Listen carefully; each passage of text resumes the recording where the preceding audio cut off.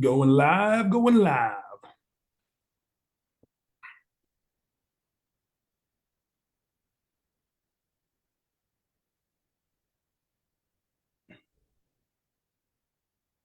Then you come to here and you do this. Boom. All right. So now we're on Facebook and Zoom.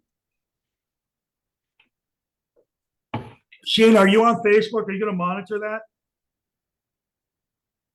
Yes, I'm getting on now. Okay.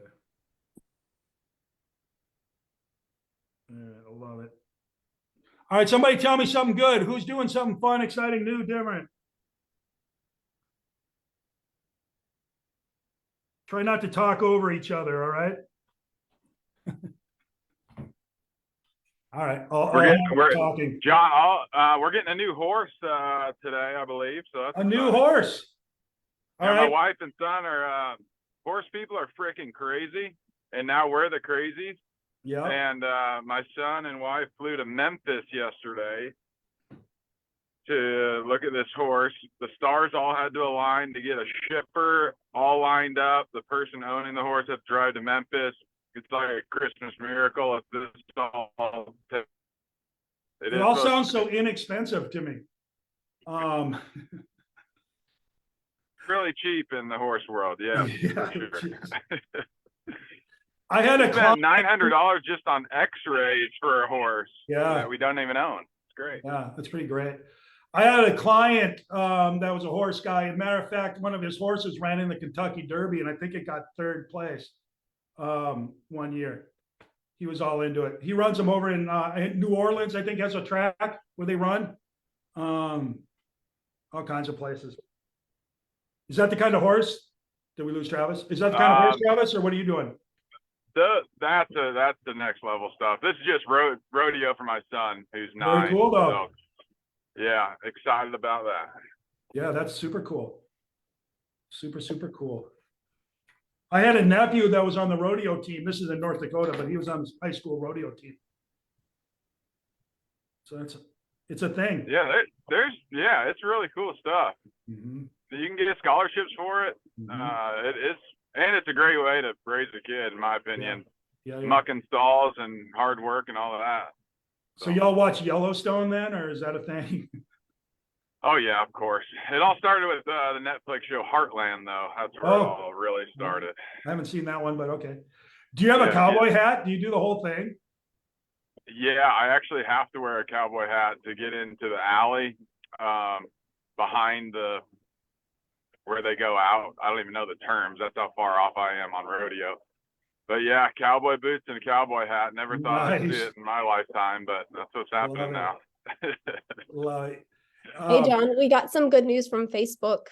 Bianca, who's a single mom who was almost foreclosed on a few years ago, is buying her next primary property to rent out her current house. Yeah. Bianca. Let the march begin. That is so great. So great. I love that. Love that. That's big, man. That is a massive step, because when that first one becomes your first one, it's the first one of so many firsts for you. That is going to be really exciting. You'll use that thing like an ATM for the rest of your life. So cool.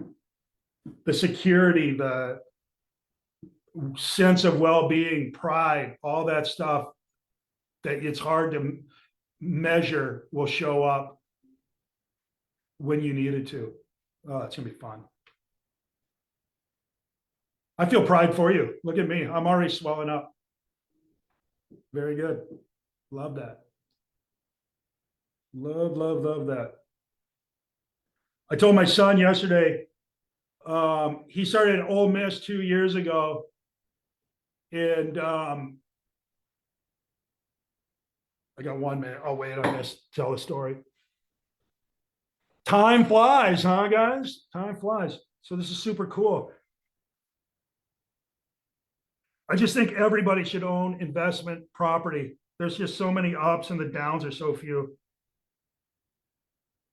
But it is investing, which means there is risk, right? In all investing, there's risk.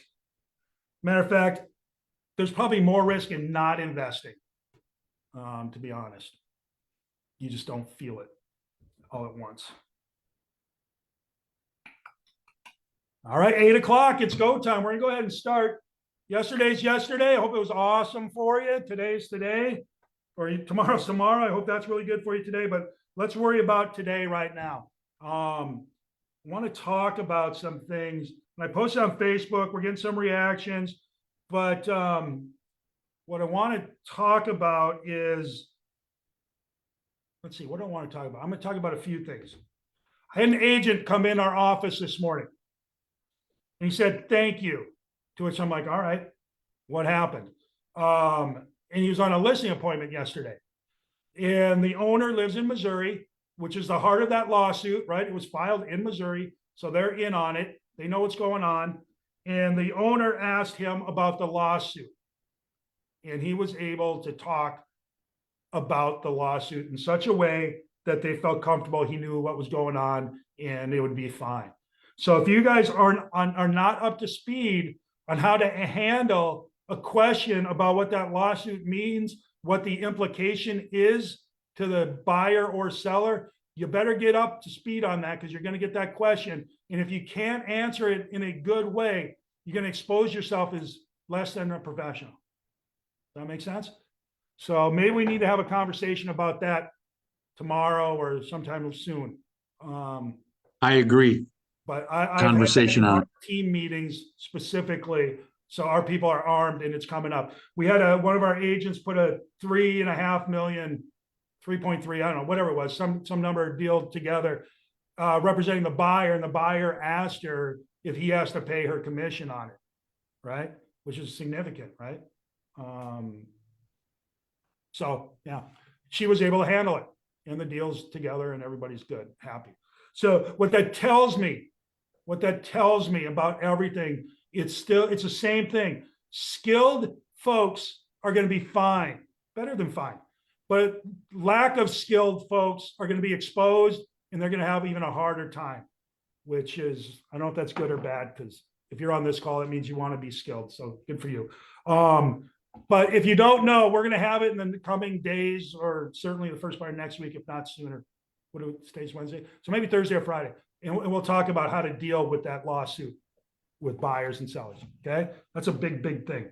Especially it's in the news all the time right now. So it's going to be a thing. We got to get that. Second thing I want to talk about is who was it, Shayna, that is buying their first house? Bianca? So y'all, if you're just getting on here, you didn't hear Bianca's on here. What was the story, Shayna? She's a single mom. She was almost foreclosed on a few years ago, and she is buying her next primary property to rent out her current house. Right? How great is that? You buy your first house, you live in it for a while, then you buy your second house, and this becomes your first rental. And that first rental is going to pay for kids' college, your retirement, medical, assisted living, etc., and so forth, because the renters are going to pay it down. Appreciation and inflation are going to drive it up over time. Bianca, you're a genius, a superstar, a hero. Good for you. That is so cool. So I can't stress enough, guys. Figure out how to get into investment real estate. All right, because somebody else is going to pay for it. It's going to go up over time, underline, highlight, bold, over time, and it's going to be great. You're gonna love it. Okay, it's going to be the foundation of her financial future. So great, so great. All right. So next thing I want to talk about is I posted on Facebook today about what sellers and buyers want, what they really want. And I'm going to preface this, right? Well, it starts out, most folks don't give a hoot how many deals you've sold and how much money you have, how many GRIs or ABCs or EFGs you have behind your name or whatever all that stuff is. Most people don't give, all that is just blah, blah, blah. I would submit that what people care about is 4 things. How long is it going to take me to sell this place? That's all I care about. How long is this thing going to take to sell? How much of a pain in my rear end is this thing going to be to me while it's on the market? All right. Third is how much am I going to get? And 4, how much am I going to pay you? And remember, 4 is on there as number 4. They barely even care, because as long as they're getting what they're getting and they're happy with that, most people, most don't care about what you're getting. All right. As long as they get what they get. Right. And they're happy with that. So you got to get really, really good. Now, and then I get somebody pushing back. Oh, I got a great track record. People care about that. All right. Here's my track record. 532 sales in the last 3 years for 335 million. That's 176 a year for 111 million a year. That's pretty good, generally speaking, right? And I bring it up. Hi, my name is John, and here's my numbers, right? I do that. I get that. And you should. If you have a track record, you should absolutely bring it in. I don't know if I lead with it, but you should absolutely bring it in as credibility to what you're about to say. But you don't need it. If you don't have numbers like that, you know how many listings I get relative to the rest of the market? That many. Can you see that? That many. The rest of the market, people who are not doing anywhere near this level of business are taking listings. And if people cared about this kind of stuff, I would get every listing, right? I don't get every listing, not even close, bud, right? So you don't need this. What people need to know is, how long is this going to take, right? How long is this going to take? Because I want it over fast, because number 2, how much of a pain in the ass is this going to be for me? Do I got to keep the house clean, especially during Christmas, Thanksgiving, right? All that stuff. How much of a pain is this going to be? 3, how much money am I going to get so I can make my plans? And then 4, and it's a distant 4, how much are you making on it? Okay.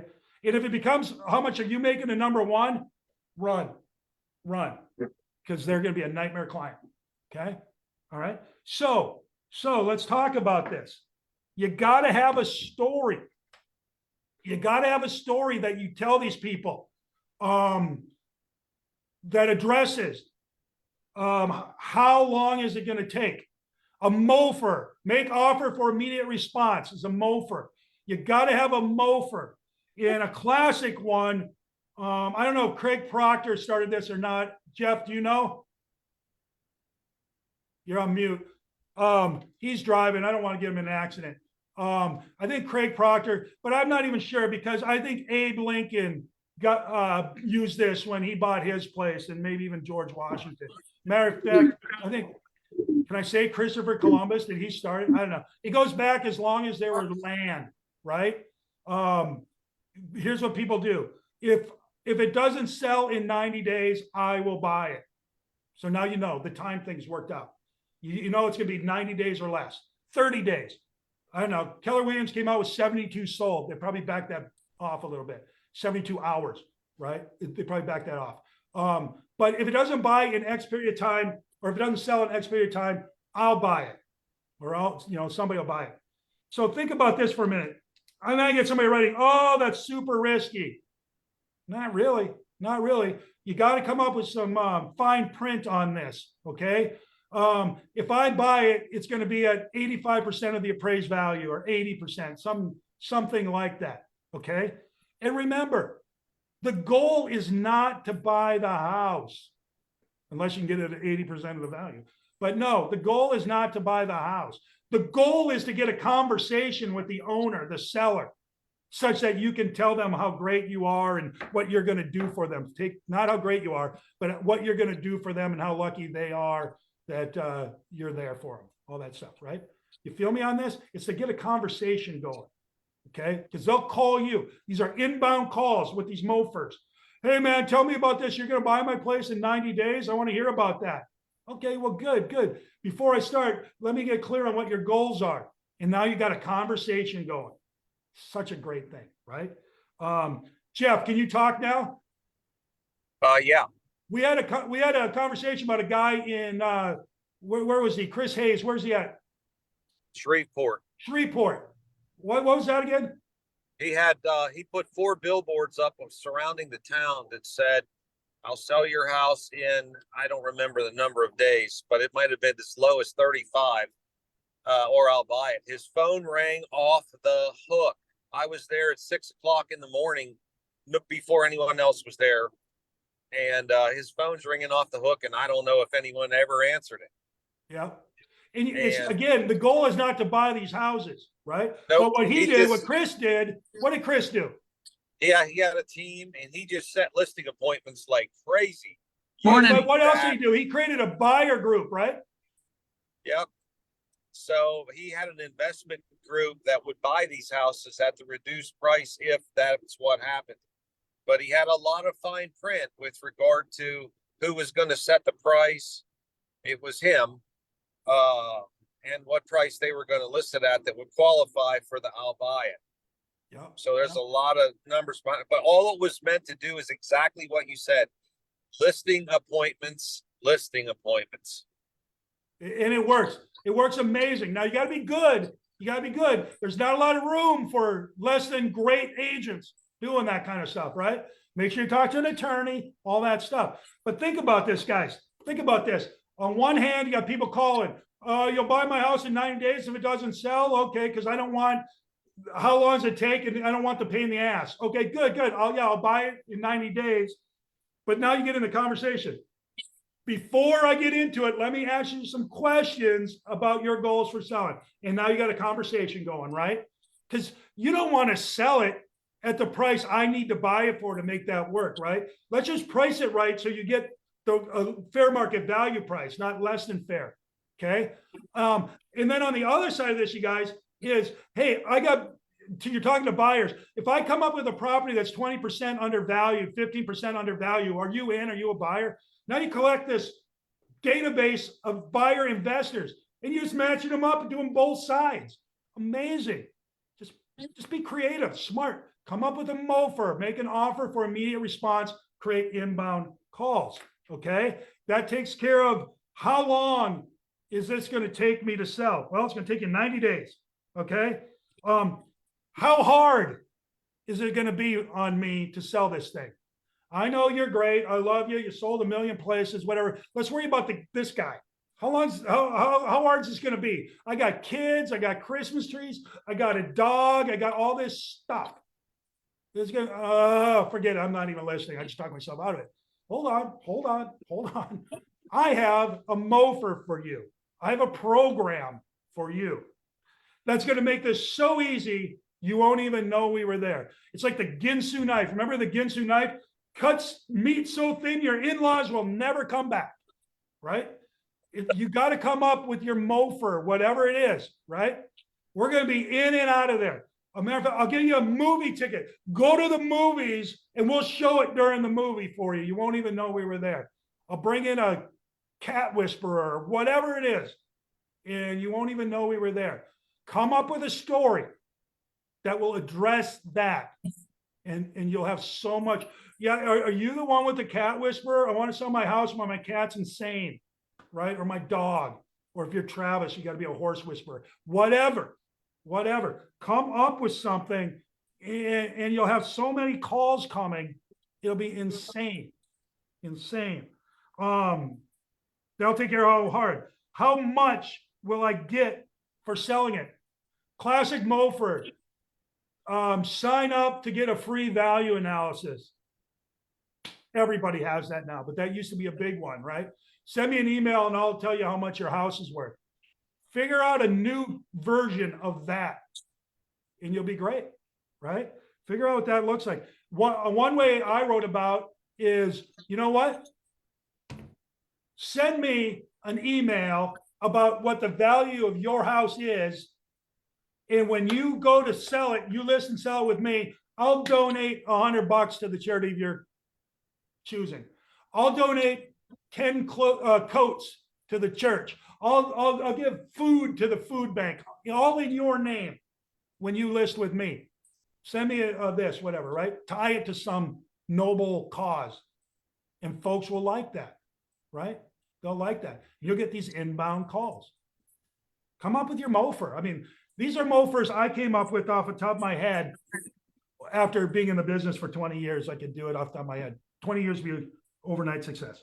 And then about commissions, the last one, commissions. Have a story, guys. Have a story. My story basically is, if you get your goal for selling the house, if you achieve your goal for selling the house, whatever that dollar value is, time frame is, terms and conditions are, if you get that, will you be happy? Oh yeah, if I get that, I'll be happy. Great. So what exactly are your terms and conditions? What exactly is your time frame? And how much money do you need to get out of this to feel good about the sale? Boom, boom, and boom. Okay. So what I hear you saying is, if you can sell it for this much in this period of time under these terms and conditions, it doesn't matter how much this guy makes. I can add that on top, because then you're happy and I'll be happy. It's a win-win. Would that work for you? Oh, I guess. Well, good. Let's go ahead and sign right here. Do you need a pen? I brought 4 of them, right? Come up with a story, people. This comes back to skills. I would lean harder on my skills and my ability to talk to people than I would my track record. All right? Track record's rear view mirror stuff in your car. You don't want to drive looking in the rear view mirror. You want to be looking out ahead at what's coming at you. Don't get wrapped up in your past. I'm glad you probably worked. I worked hard for these numbers. Worked really hard for them, right? I'm proud of them. But you know what else I'm proud of? Is the fact that I know how to answer the question about that friggin' lawsuit. I know how to tell a M.O.F.I.R about how long it's going to take to sell a place. I know how to tell a story about how hard it's going to be. I know how to talk about how much they're going to get. I know how to handle the commission questions. That's skill that creates that. Get good at the skill. I'm good at showing up every day and making calls and talking to owners.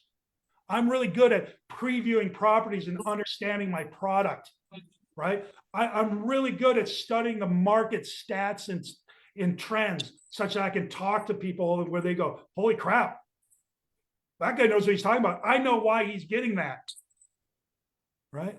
Focus on those things. Focus on those things. If you don't have this, nobody cares, or very few. There's plenty that don't care. Worry about those folks. Worry about how you're going to get this thing sold for them in a story you're going to tell that makes them the hero. And you're just this little Jiminy Cricket on their shoulder talking to them. I wouldn't take that. That's a little low, right? Or I wouldn't say that. Does this achieve your goal for selling? No. Well, then you want to counter. Don't say don't take it or take it. Don't do that. Okay. So does that make sense? Does that make sense? Jeff, you got anything more to add to that? Let's just say real quick, yesterday I had something happen that has not happened in several years. And that is a listing agent, not anybody of ours, but a listing agent listed a property, got it under contract. And then they came back to us and said, the only way the seller can sell is if everybody gave up 2% of their commission. Please be in front of that. If you're a listing agent, please know what's going on with your seller. Should not be asking everybody to give up their commission after it's under contract. But here, be careful, be careful.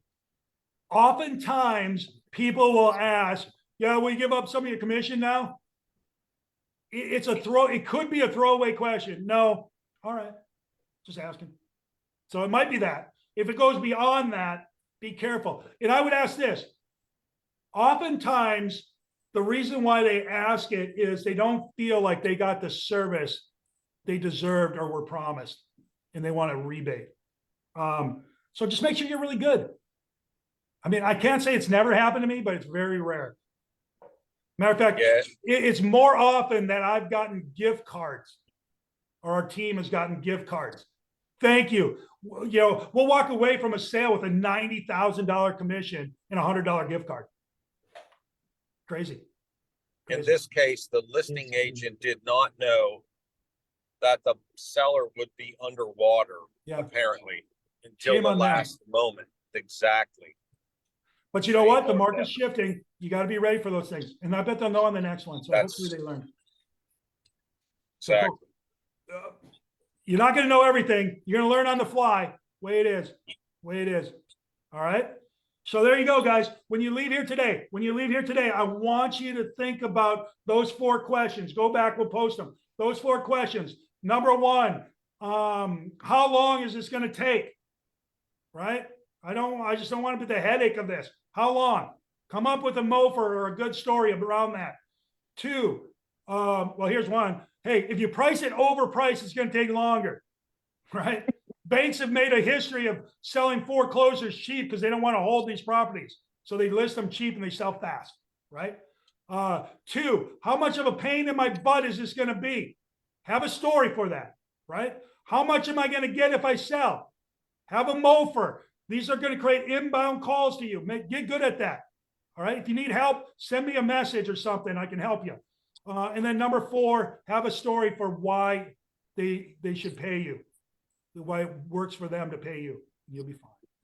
All right, guys, go home. Think about those things. Get good at those. You'll make a ton more money. And Bianca, is that your name? I'm sorry, I forgot. Great job on the investing. Super, super great. Love it. So great. So great. All right, let's go to work. Great meeting, John. Bye-bye. Bye.